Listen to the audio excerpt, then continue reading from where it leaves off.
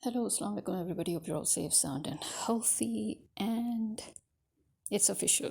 This rain has become a curse, not a blessing. And as I said, blessings become curses when you have corruption and dishonesty, which means you have nobody to take good measure, to prepare, knowing that every year you have monsoon.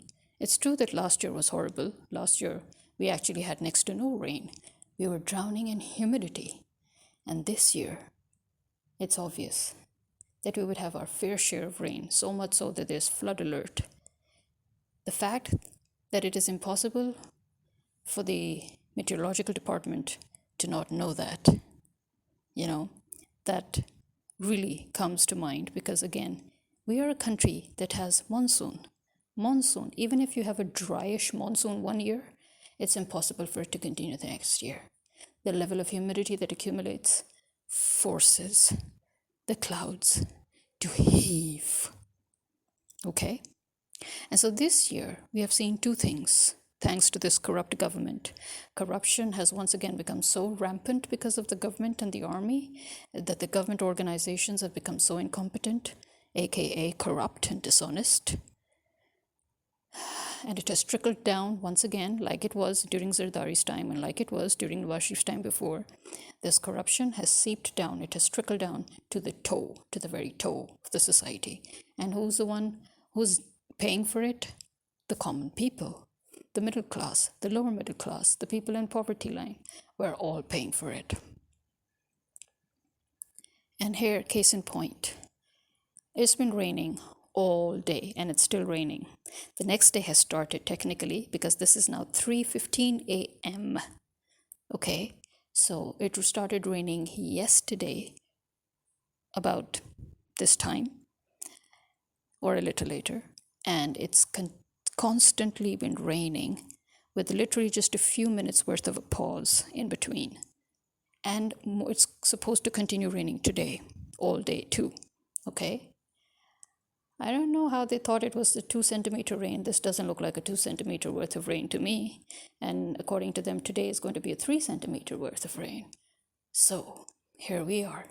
Now, this rain, despite the fact that it doesn't look like it would cause havoc, but it has wreaked a hell lot of a havoc. Okay? The roads are already flooding. Okay? The sewages are flooding.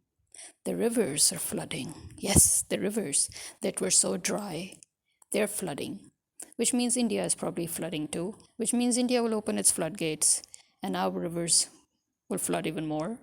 You never know. And it also means that despite the fact that this was not a heavy rain, it was not a torrential rain. Yes, we had a torrential rain in the morning, yesterday in the morning. Keep in mind, this is a new day today that has started. So yes, we had a torrential rain in the morning, but after that, it's always been this calm, constant, just calm, quiet, constant rain. Okay, this is not supposed to do damage. And yet this year, we are seeing an unnatural amount of electrical shortages, of power surges, of unstable voltages and currents, thanks to LESCO. And then we're seeing more and more of it in our own residential area, which we feel is probably the height of incompetence on the management of our local area. Because really, we have never seen our transformers get burnt. In all these years put together, as much as we've seen now, within this week, you can say, seriously, within this week, this is the second transformer last night that suddenly went up in flames. Okay, that caused power outage in that block, in the block where the transformer suddenly went up in flames. But at the same time, we had a huge amount of flickering suddenly on our side, in our block of the area. And guess what? That flickering caused arcing in our solar system circuit breaker. And once again, our solar system installers, the company that is supposed to be vigilant enough to give us support and maintenance and all, once again, they failed to provide me support on time. They failed to respond on time. And I think damage was done because when the grid power outage occurred, then our solar system, the backup of our solar system, should have kicked in automatically, and it didn't. No, we were in darkness. And this is when I was still waiting for them to respond. So, as I said, the damage had occurred. And now, here we are in total darkness, plunged in darkness, because LESCO, one phase of LESCO is pretty stable, but the other phase on which our whole solar system is installed, the phase to which it's attached, that is the troublesome phase right now. So even though I turned off, I switched the load to grid, I turned the grid input breaker off, but this is the phase that is troublesome from behind, which means that suddenly you have light, it comes, and then suddenly it goes too high, too low, you don't understand because it's flickering. When light flickers constantly, that means it's not stable. The voltage is not stable. It could be a surge and it could be extremely low as well. So you don't know if it's extreme high and low going on. And that can wreak havoc again. So obviously we turned everything off and everything is kept off. When the light stabilized, we decided, okay, we can turn a few things on again. But then when light went, we turned everything off again. And so this is how it has been occurring throughout the night, okay? One phase is completely stable, which is what is now tricking me into doubt that maybe my solar system is actually the one causing it all. But as I confirmed with the installers, with the company, the maintenance people, they said that they have also made sure that it's off at their end. And I had already turned it off manually at my end, and they're like, no, it's not the system. Whatever is happening, it's the grid. So unlucky us that the very phase that we had attached to the solar system is the phase that is giving us trouble, and this is where most of our things obviously are attached, our lights, our fans, or, everything. Yeah, I'm tired, okay? I'm kind of tired, and I'm kind of walking a bit as I'm talking because, I've had to talk a lot again to either one person or the other, and, and messaging, and whenever light came and whenever the Wi-Fi turned back on, and I would message and all, because all the talking on the phone kept on draining my balance as well. Welcome to Pakistan, where it doesn't matter how much balance you put into your phone, you just have one or two calls and voila, everything's gone, especially if you have Jazz. Jazz Mobile Link is probably the worst telecommunication service provider ever. Okay. And I would never use their mobile network because that literally drains all my money before I even start anything. Like literally, the minute I just turn on mobile network, all my money's gone. I'm like, what the hell? Anyway, so yeah. So here we are in total darkness. It's amazing how when the preparations that you make to avoid these situations, they all come to naught in times like these, right? Right now, we're supposed to be sitting calmly with our lights on, with the battery working, with the solar system working, with the backup working. We should be, sleeping. We should have some, but no, we're in darkness because the phase that is stable, the one phase that is constantly stable, that is not the phase that we need. The phase to which our fans are connected, that is the phase we need, and that is the phase that is giving us trouble, and that is what is is just creating all this mess for us. And right now the azans have started, the Fajr, the morning prayer azans, and I've just prayed anyway. Just before I started this podcast, I prayed. and I will stay awake all night. Thank you very much. This you remember whenever this thing happens, as you know from my previous podcasts, whenever these things happen, especially well, why is it that the solar system always seems to conk out on me at night? Why doesn't it do that during the daytime? Throughout the day, it was raining, and according to the maintenance, the remote assistance support, according to the helpline, the technical support, they were like, "Oh, you were offline all day." I'm like, "Seriously? You're putting this crap on me again?" 4 years of listening to your crap. That every time I'm offline, all of a sudden, which is very rare. So every time I am offline, why is it that you never give me an alert? And you always say you got the alert. If you got the alert, why didn't you give me the alert? I never got that. And this time their claims are false, because if I was disconnected, if I was offline, how was it that I was able to see the status of whatever was going on my app? Because when your system is not connected, when it's offline, then your app also doesn't work. My app was working in real time. It means I was connected. So what do they mean that I was disconnected all day? And if I was disconnected all day, what the frack were they doing? This is, remember, again, those of you who have listened to my old podcasts with regards to Sky Electric, you would know that this is, a repetitive, reoccurring problem with them. Exactly the same thing has happened at least 3 to 4 times, throughout these 4 years. And another thing, why is it that every year, at least twice a year, their system has a problem? Remember, a few months ago in January, it had a problem. And now again, it has a problem. I mean, yeah, I understand that, this is the grid thing, and the grid caused the arcing, and the arcing probably just fried the grid input breaker. That's fine, because the other breaker, the breaker through which you do the changeover, where you change the load from solar to grid, that's working, because I did the changeover. But I'm thinking that maybe the grid input breaker has probably fried. I don't know. But something has occurred which has disconnected the system from the house wiring, right? Which didn't enable it to turn on the lights, right?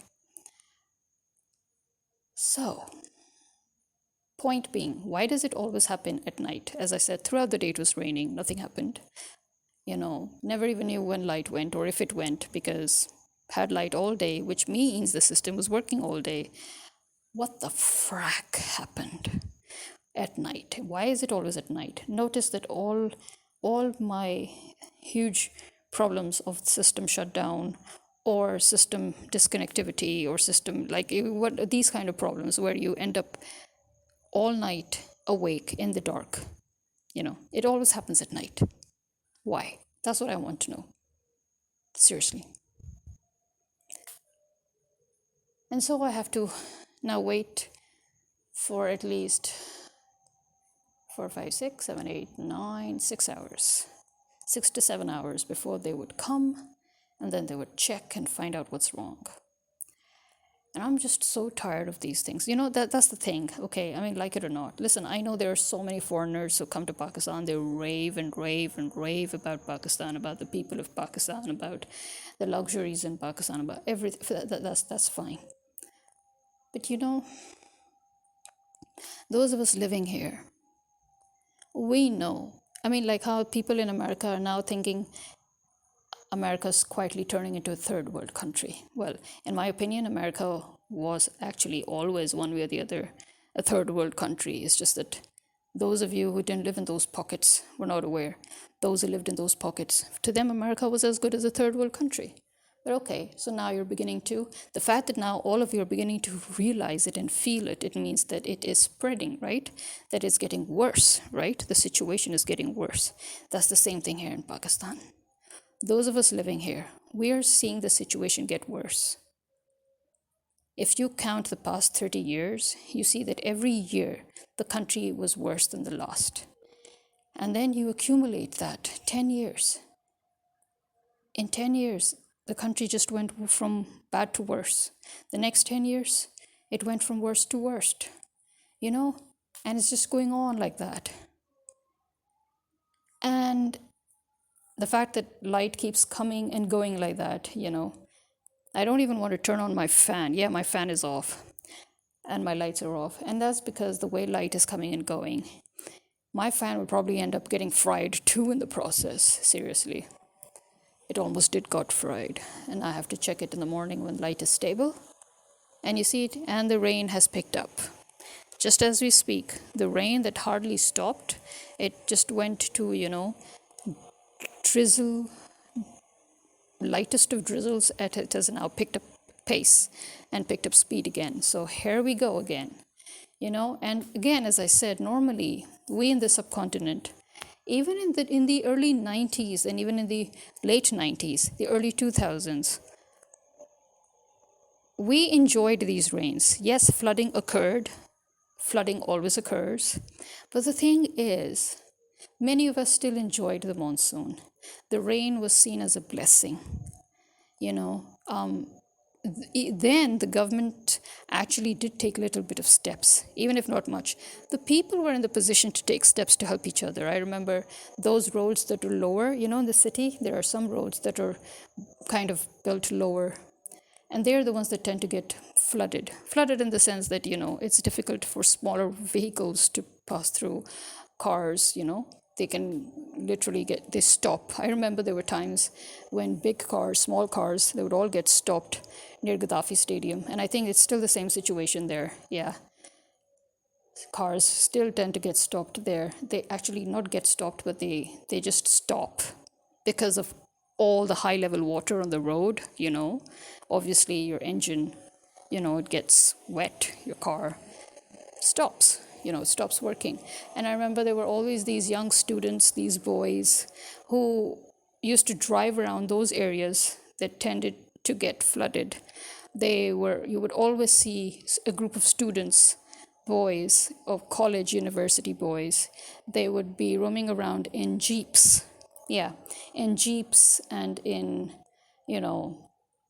such high four-wheelers, so that they could help cars that got stuck, And because in those days you didn't have these weird-ass cars that cannot get fixed easily, you had those manual mechanical engine cars, so anybody can literally fix it. You could fix your own car if it is something small. You could tinker around with your car's engine and fix it.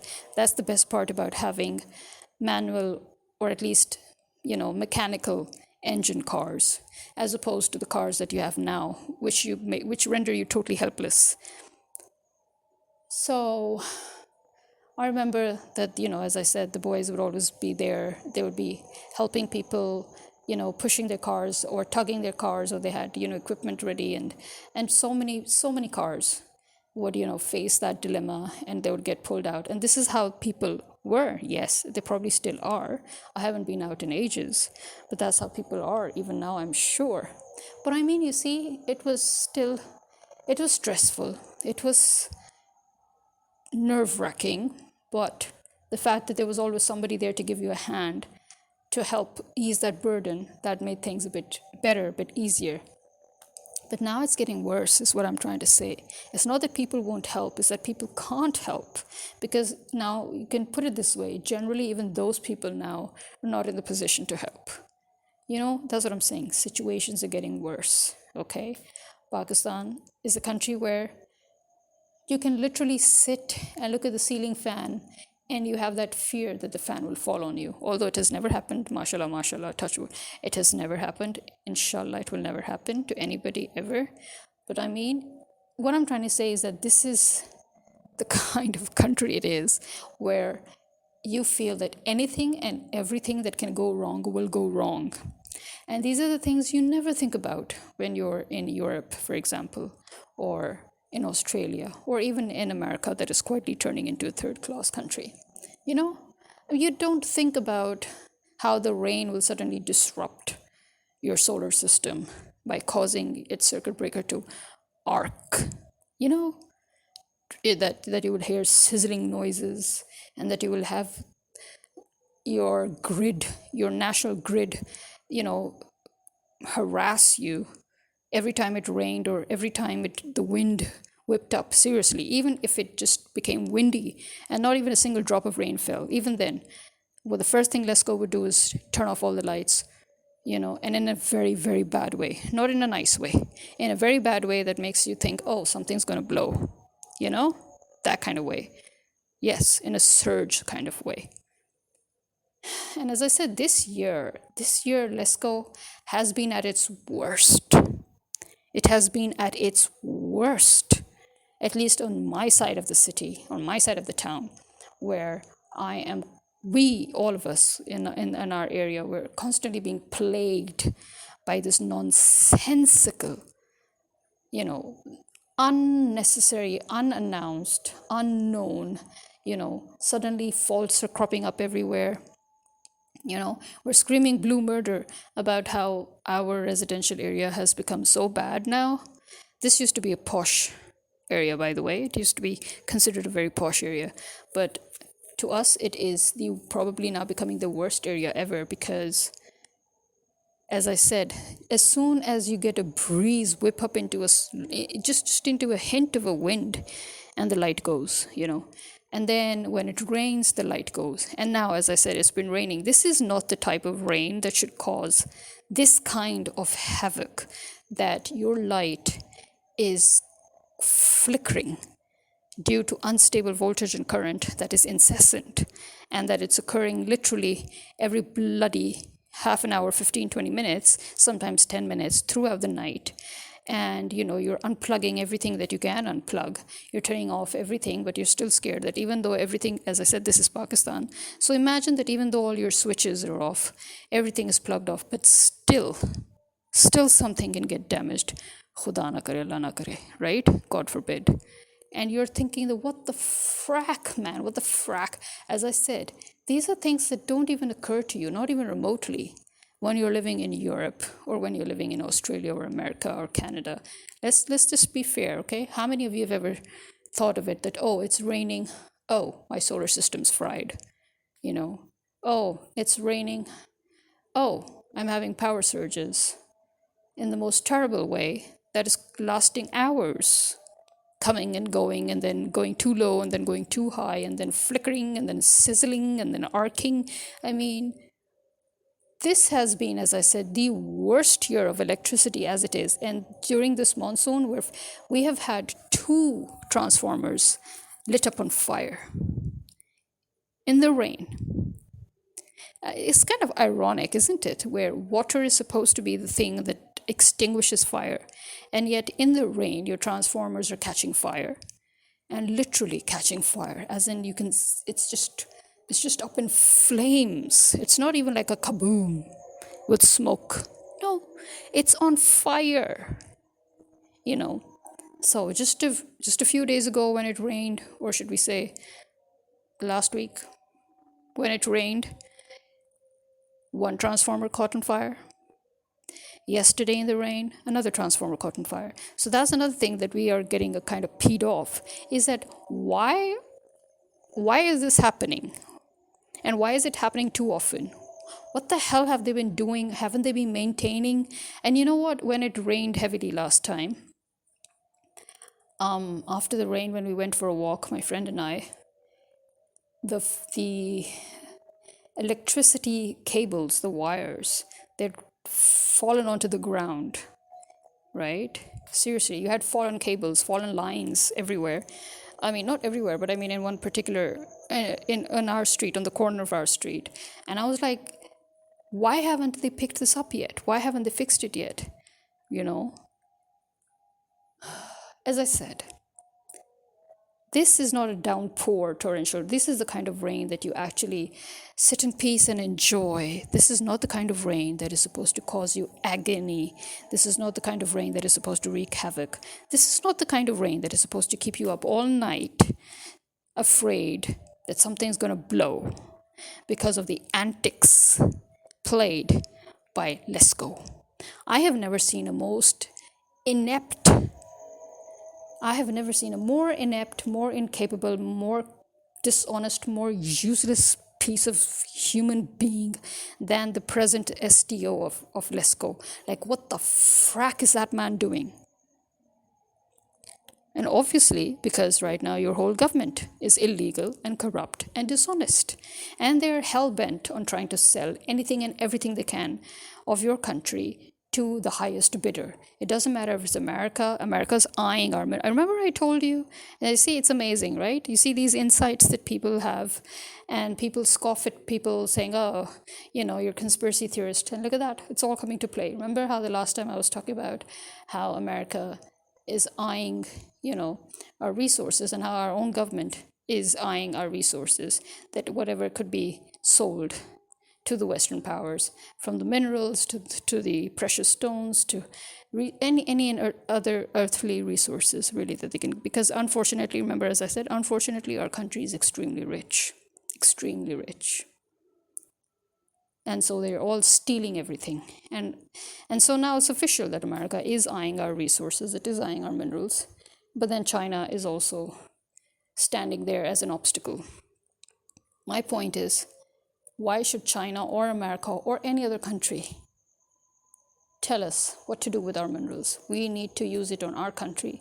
We need to use it to serve our best interests. But that is what they don't want, right? And so this is why you have these mofos sitting atop of your heads, fracking your lives away, screwing you to bits, where even a little bit of rain can wreak so much havoc. And as I said, I've lived in Europe, okay? I've lived in Europe. I've lived in Africa, okay? I'm telling you, even in the Middle East, I've been to the Middle East countless times. I'm telling you, in these countries, as I said, it doesn't even cross your mind that, you don't even think about it. It just doesn't cross your mind.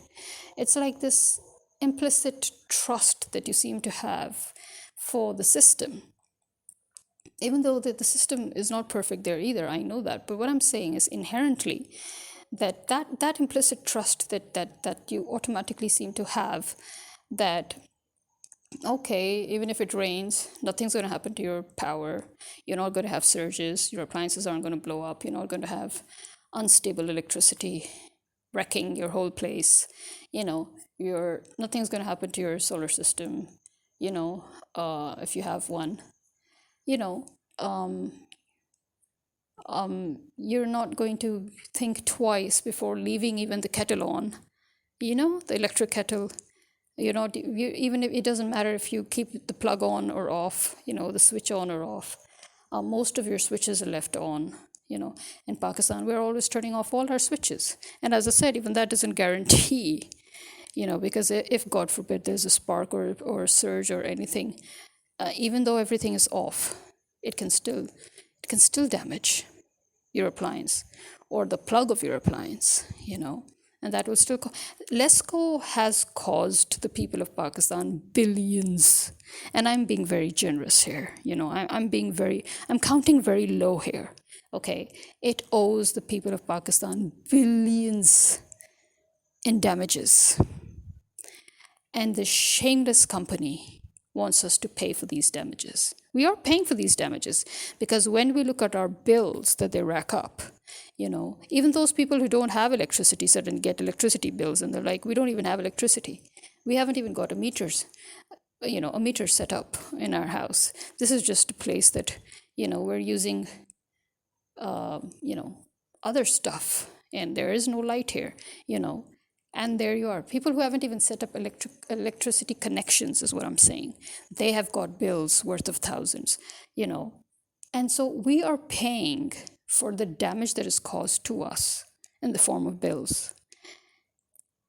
I'm sure if this was Europe or Canada or Australia, or even maybe, although I doubt America, but still, if this was these countries, do you honestly believe that your national grid would cause you such damage and not pay for it? Do you actually believe that? Are you going to let them get away with it? No, you're not. And that's why it never happens. You see, because there's accountability, so it never happens. So it doesn't even come to your mind that it can happen. I have lived a very stress-free life, to be honest, in Europe when I've lived there. I have lived a very stress-free life, at least when it comes to I have never, spent my whole day in fear of something breaking down or something blowing up, or, and literally in Pakistan, that's all I do, okay? And as I said, that is why our country could never progress, because in a country where you're spending 24/7 thinking about and stressing about your basic utilities, water, gas, and electricity, and to get away from at least one of those stresses, we decided, most of us Pakistanis, as you know, we've invested heavily in solars. And then now you have a new fear, because as I told you, to be honest, you know what, when my dad, it's not that I've been thinking about solar for decades, okay, decades, but you know why I never put it forward ever in front of anybody? Because I'm like, this is Pakistan, anything can go wrong. I would rather not risk it. So when my father wanted to put solar, I mean, I was quiet and everything. I was like, yeah, it's a good idea and all. But in my mind, I was like, oh, this is Pakistan. This is a new tension. This is another risk. This is another stress that we're going to add to our life. And see, I am bearing this stress. Yes, I know you're going to say the pros are more than the cons. But believe me, the cons, they're enough for me to just take everything out, you know? Because if I'm going to stay the night without light, despite the fact that I have got a giant ass backup system, then what's the point of putting that giant ass backup system? What is the point of spending so much money on that when this day still occurs, this night still happens, It was so that this shouldn't happen that we invested so much money. And yet, at the crucial period, it happens. And I know it's happened very rare. I know that in all the 4 years, this is probably the third or fourth time that it has happened. But see, even that to me is too much. If in all the 4 years we've had this system, if it happened only once, then yeah, but it has happened. It means once a year this occurrence has taken place, right? So as I said, twice a year, this system will always give me a technical issue. And once a year, that technical issue could be this. I mean, if I'm going to spend all night stressing, again, what have I got? This is the way I think, okay? I think about location, I think about the government, I think about everything. And I think, to me, Pakistan is not a place worth investing myself in, or worth investing any money in, or worth taking any risks, because this is a country where anything and everything could go wrong because there is no system. You see, if there is a system, that is when, as I said, you have this implicit trust based on which you take these calculated risks, and the pros really do outweigh the cons. Sometimes you lived your whole life without even seeing that con. But in Pakistan, in a place like Pakistan, that will never happen. In a place like Pakistan, the best of the best things will go wrong. The cons will appear and you will face it. So this is what, pays me off every time I think about how my parents forced me to come back to this place. As I said, I wasn't even born here. I didn't even spend my childhood here. So I don't know why I need to be forced to live here, where I am always under stress, where I'm under the stress that sometimes I'm just thinking that, oh, the fan can suddenly swing wildly and fall on me. Although, and I know it will never happen, but who says it will never happen? It's Pakistan. This is how Pakistan has become, or what it has become to us. It has become a place where anything and everything bad can happen. So your mind automatically goes towards those fears or those thoughts, even though, as I said, they're probably ludicrous and they will never happen. But because you are living in a country where anything and everything that can go wrong does go wrong, so you spend all day and night stressing about things that can go wrong. Because you are forced to stress about your basic Again, your basic utilities. You're forced to stress about light, about water, and about gas. And see, again, these rains are proof that Pakistan does not lack in water. It does not lack. So when people talk about how our ground water level is going down and this blah blah blah, again, it's not, okay? It's you who's making it happen, because you as in WASA, the government again, the water, the Water Supply Association, the Government Water Supply Association. So you're thinking that, okay, the WASA is claiming that they should take over water, when in Islam, nobody has the right to take over a natural resource like water. Water belongs to anybody and everybody in whose land it is. And that is why most of us have always, whenever we can or wherever we can, you will see in Pakistan, we all have our own bores, like boring, we bore water from underground and we have it. But in societies like ours, we tend to rely on water supply, which the management of the society manages. And this time the previous management decided that they should just shut down all their tanks and everything, and water storages and everything, and filtrations, and they should just take water directly from WASA, And so that has added to our problems. We have water problems. So again, who is creating the water problem? Because as I said, if anything, this rain itself is proof that Pakistan does not lack in water resources. It is the people that are creating deliberate water shortages due to their corruption, due to dishonesty. If Imran Khan was not ousted, he would have completed the rain collection units, which he had started. And this was something that I always thought about and always wondered why nobody did. So imagine how happy I was when I found out that he thought of it too, and he actually was implementing it. And he was also using different points, to utilize water, to make small hydel power grids or power stations, so where you could produce electricity. And if that continued, we would end up having free electricity in Pakistan, by the way. But obviously that would mean that LESCO would go out of commission. The corrupt government and the corrupt army would go out of commission. So as I said, there are so many reasons for the people in the West and for the current government to oust Imran Khan. So many reasons, all pertaining to corruption and dishonesty and stealing from us. And he was their biggest obstacle. That one lonesome man was their biggest obstacle, simply because he was actually implementing. And remember, actions speak louder than words. The man was acting upon his words. He was implementing, healthcare, rain collection units, hydropower stations, shelters,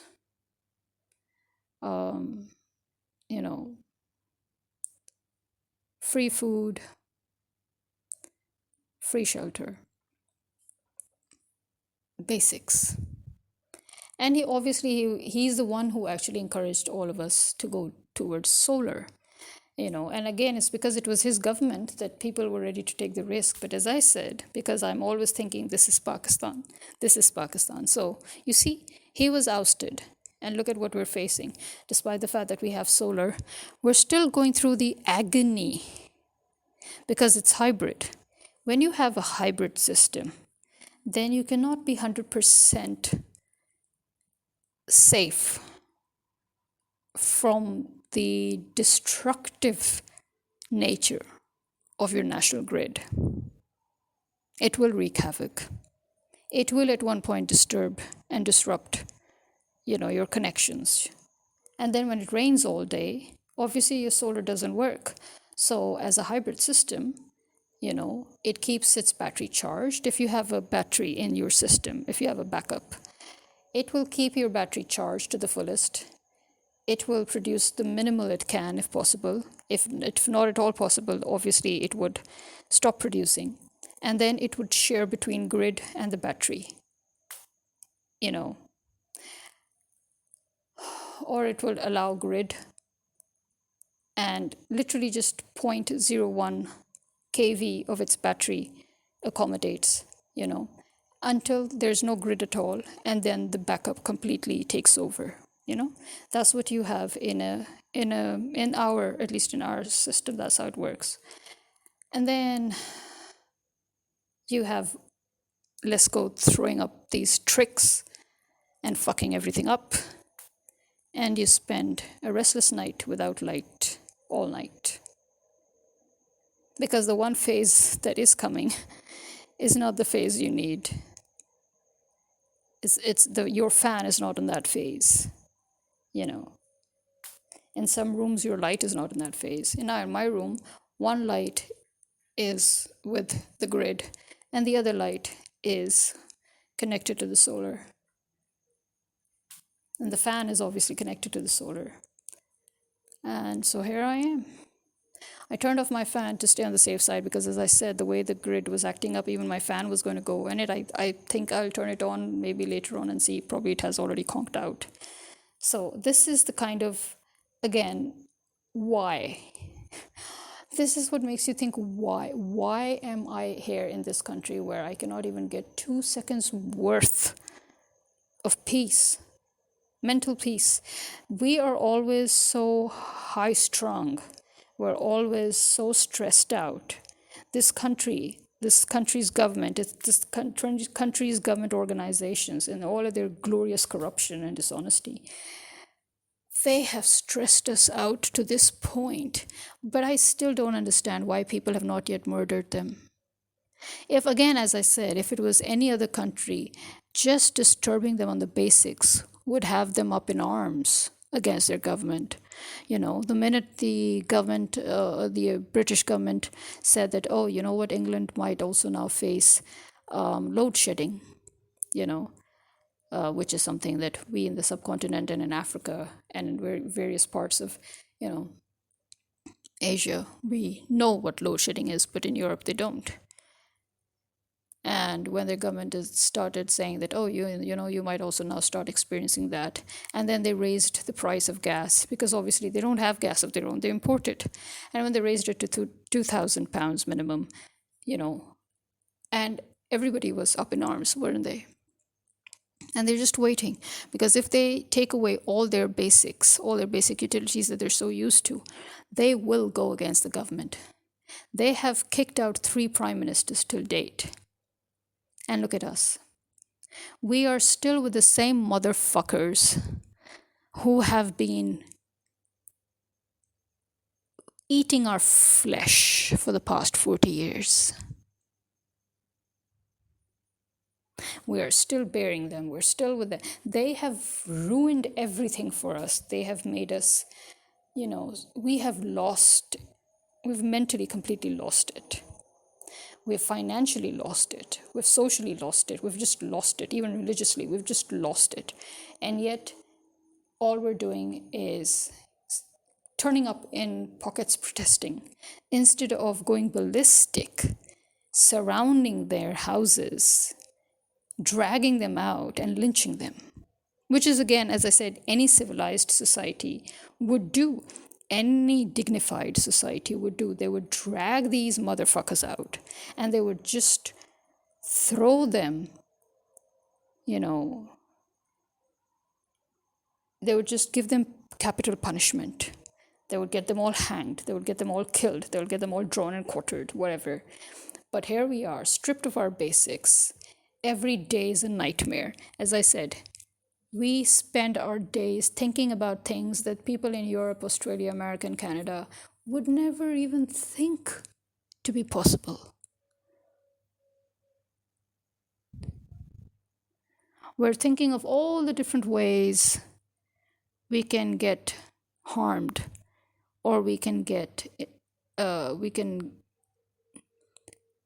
into a situation where we'll bear a loss or have damages heaped upon us, you know? All day. We're literally every day we're on tenterhooks. It's as if we're in a fucking war, you know? We're always on high alert. We're always in this hypertension mode, high stress mode, where we're just literally walking on wire, you know, praying that we don't fall. This is the condition in which we're living in this country. And I'm thinking, why? We have the right, to live stress-free lives. Look, the necessary stresses in life is okay. You're always ready for that. You know that those have to come your way. These are unnecessary stresses. These are unnecessary tensions. We have the right to live a life where we have mental peace, don't we? Then why are we being subjected to this? And people like me, who actually managed to get away from this country. I mean, fine, if my parents want to live here, let them live here. It's not my country. I mean, I wasn't born here. So if I'm going back out there and I'm happy there, why? Why do they have to subject me to this? These are the thoughts that keep on coming to my mind then, because I have to go through all of this or something similar to this every day. So imagine, this is why the last 2 years have seen the largest number of movement, the largest number of people leaving Pakistan. It's a record number of people in history of people leaving Pakistan. And I'm again thinking, how did they even leave? When I'm stuck here. And the situation in Pakistan is there is no money, you're economically, financially effed, there's no job. People are literally struggling. How are they managing to gather all that money to leave? Because it's become even more expensive to leave. And the good times, it took us, quite a few million rupees. And nowadays, it's not the good times. So you can imagine it's triple, 5 times more the amount. How are people leaving? That's another question that keeps popping up in all our minds, those of us who are unable to go back or unable to leave. So, these are the various thoughts that plague one living in Pakistan. These are the thoughts, as I said, that would never even, I swear, when I was living in Europe, never, ever even thought about any of these things. But every time I'm in Pakistan, my whole day and whole night is spent stressing out on these pathetic little things. Even the fact that the fan will fall down on me. It's like every day is like we're literally waiting for the shoe to drop. And it does drop. It's not like it doesn't. But even the tension of waiting for it to drop, that in itself is more than enough. So it's now 4:05 a.m. And